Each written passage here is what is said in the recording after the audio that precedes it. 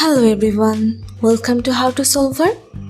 Today in this video, I'm gonna show you how to create a backup of your files in File Explorer on your laptop.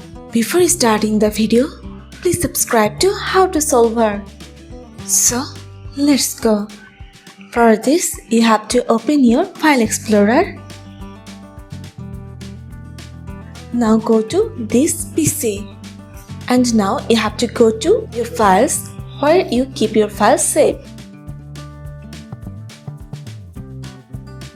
Here you can see users.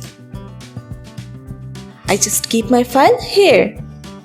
Now if you want to back up your whole files, you just have to copy this. You can copy this by pressing on Ctrl+C or click the right button of your mouse.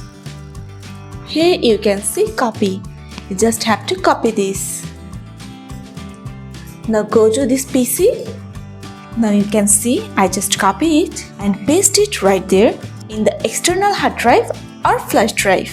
So this is how you can create a backup of your files in your laptop. So guys, that's it. You can do this.